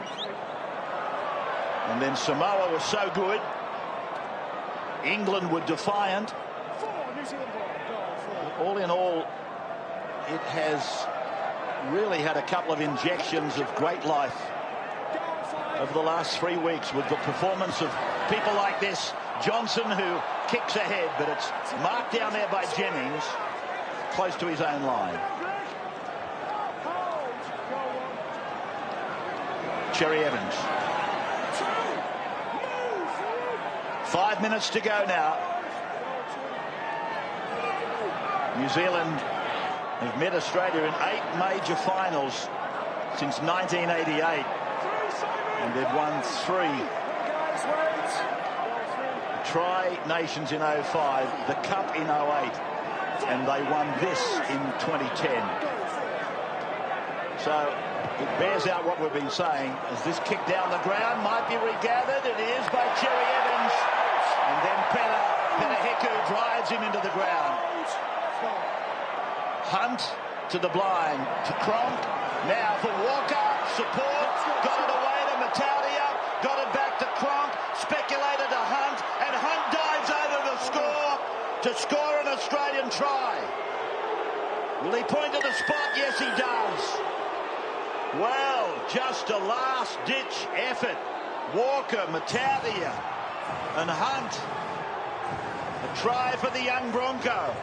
Yeah, they kept their vision alive well and truly on this occasion. The Australians decided to go down to the right side, spotted a little bit of a weakness in the Kiwi defence. Keeping it alive needed to be done as well. And once the first break was made, plenty of the Australians volunteered their services to be able to put the ball down over the line. Boy, what a last couple of minutes we've got remaining. 3.5 to go at the moment. There's a nice flick here from Dylan Walker. Watch this one-arm flick underneath. Oh, he's got him again. So Matautia. Who threw this last pass? A flick here. Is that? Well, that's Walker. Dylan Walker. Yeah. And then he... Well, that's a shoulder charge. It's a straight shoulder charge. Sorry, guys. I think he was committed to make that tackle one way or another.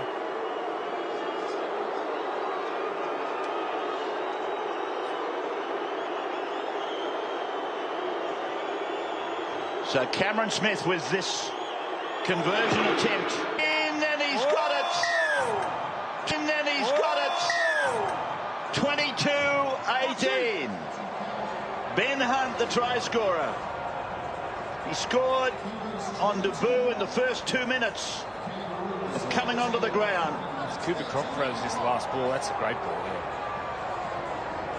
Yeah, it was just out the back. He knew someone was going to be backing up somewhere. 3 minutes, 13 seconds to go. That gives Australia 2 sets of 6.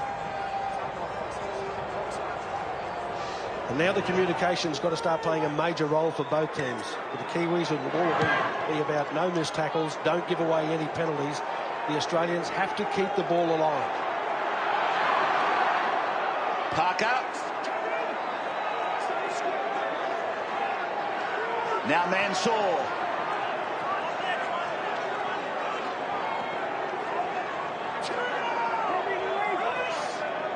Hunt to dummy half. Bird. Almost to the 40-metre line. Smith across, throwing dummies. Brings Greg Inglis into the play. Gets rid of one. Greg Eastwood, a diving tackle, brings him down. 40 metres out. Greg favouring an ankle. Now it's away to Parker again. Hickle at the moment. I think there's a big high ball coming. Clemmer.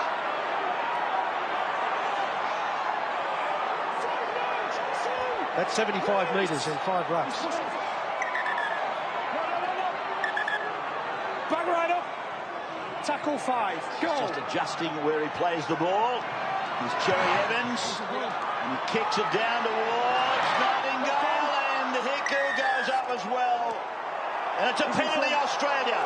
Wow, here we go. Oh boy. A penalty to the Kangaroos, offside. I'll give 6 tackles. So Smith drifting across to Cronk. Now to Papali. 5 out from the line. Watch Inglis. There's a minute to go in the game. Smith again. Now for Hunt. Now for Inglis. Greg taken 7 metres out from the line by Proctor. Smith again back to the middle. The run around on Clemmer. Out it comes to Cronk, and now it's gone to Dylan Walker. He's able to get it away. It's picked up by Cronk. He comes back and around. It's with Parker. He goes back to Jennings. Jennings away from one. Jennings gets the pass away. Is there an overlap? Matautia for the corner. Does he get it down? No, the referee has called it back. He's going to put a scrum down. That's it. The Kiwis are celebrating. Matautia looks vacantly at the replay, but it's been recalled for a scrum to be put down, indicating it's gone forward.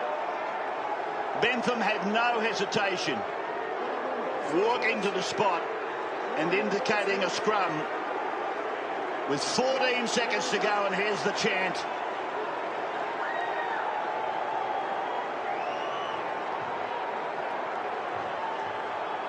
There's going to be a few players very sore tomorrow.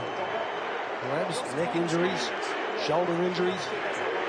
What a contest it's been. As physical as any game you'll watch. Listen to this.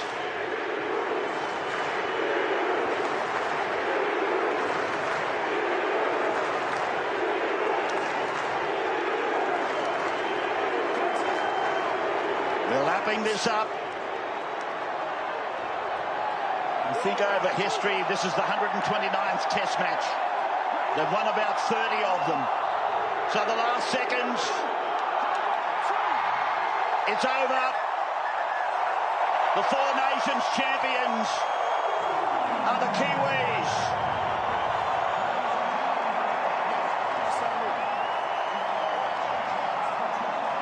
New Zealand have won their second Four Nations. They won it in 2010. They've won it in 2014. They've gone through unbeaten.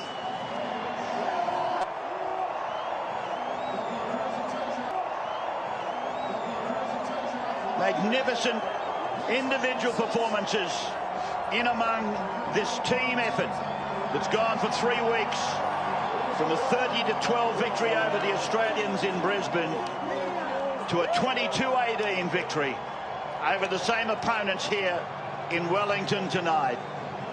New Zealand triumph in Four Nations football.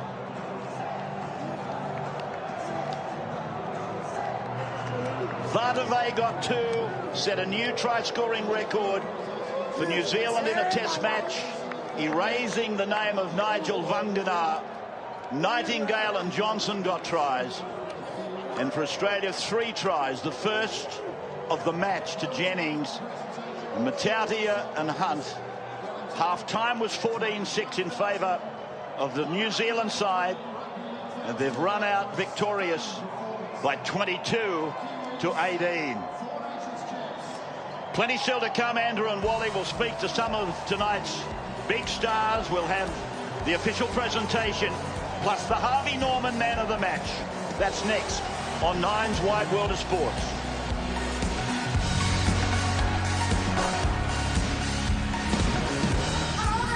Welcome back to Channel 9's Four Nations coverage here from Wellington, and with Manu Vatuvei. Manu, 2 tries tonight.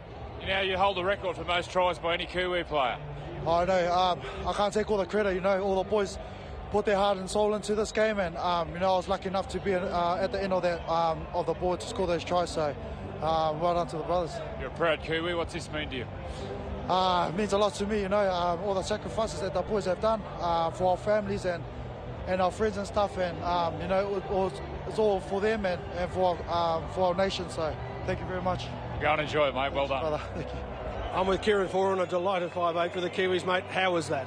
Yeah, unbelievable feeling. Waited a long time for that feeling. They're a world-class team, the Aussies, and they never stopped trying all night. They kept us on our toes the whole. Boys, we started at the start of this campaign. We spoke about, getting here and getting this win, and I'm just so proud of everyone. What was the game plan you stuck to, mate, to try and get over the top of the Australian defence? Yeah, look, we didn't want to change too much. Our whole philosophy through the whole tournament was to just play footy. We wanted to offload. We wanted to play to our strengths, and with guys like Shaun Johnson with the speed off the back of it, we knew that if the big men just rolled forward, it'd create space for guys like that. Well, congratulations, mate. I'm sure celebrations will go on for a while. Thanks, Wally. Cheers, mate. Yeah, he has such a powerful influence on this team, Kieran Foran. Gives them self-belief and discipline, and they needed every bit of that because Australia threw the whole lot of them in that final few minutes. Yeah, he's the perfect foil, isn't he, for Shaun Johnson. So solid, Kieran Foran. And a fitting finale tonight to what's been a great tournament. We wanted a grandstand finish, and we got exactly that. And Australians, they gave themselves a chance to win, as unlikely as it appeared going into that final 5 minutes. But New Zealand deserved winners, I think. Shaun Johnson probably, it was his tournament, but he will pay homage to the 6 starting forwards and those coming off the bench that made his job so much easier.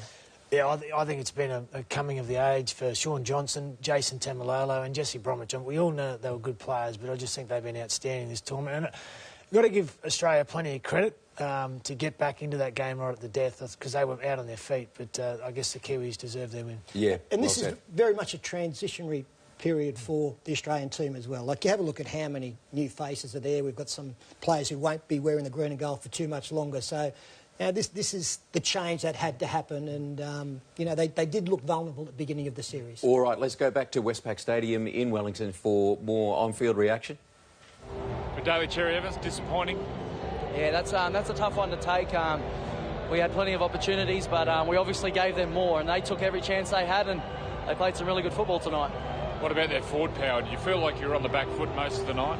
At certain stages of the night, yeah, we definitely felt the impact at their forwards and even off the bench. They can make such an impact, so that's obviously very disappointing. But as I said, I felt we had opportunities to win the game, but they took theirs better. Sitting up there in the box watching the game, some of Sean Johnson's touches were just extraordinary. What's he like marking up on Sean Johnson? He was extremely hard to contain tonight, and I think sometimes we forced him into making the options he took tonight, and he always made the right one, which is a credit to him, and yeah, he was tough to handle tonight. Bad luck, mate. Thanks for your time. No, not a problem. I'm with Australian captain Cam Smith at the moment. Cam, there's not too many feelings like that, is there? No, there's not, Wally. We've been very fortunate over the past few years to sort of go undefeated on a pretty good run, but to lose like that tonight, where I thought we played pretty good for the bulk of the match.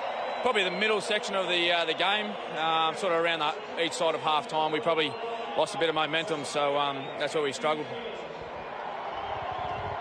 And what about the opportunity to be able to get back into the game, mate, after the second half started? You mentioned there was a little bit of disappointment there, but you were still in the game right till the end. Yeah, we were, mate, and it was a brave fight by all the young kids. And times in the match where we had to, and it was a great fight back. Times in the match where we had to, and it was a great fight back. But unfortunately, we come up against a very committed side tonight in the Kiwis. Well, congratulations on Australia's effort, mate. Yeah, thanks, Bob. He's been a great leader, hasn't he, Cameron Smith? And I heard him interviewed before the match. He said that he didn't want to lose this one because there's too long to think about it before the football starts again. So, unfortunately, that's the situation he's been in. We do want to thank the players over such a long season in 2014. They've played right along. They've given us some very moody promo shots. And this is the sort of thing I'm talking about. But there's been some light-hearted moments along the way.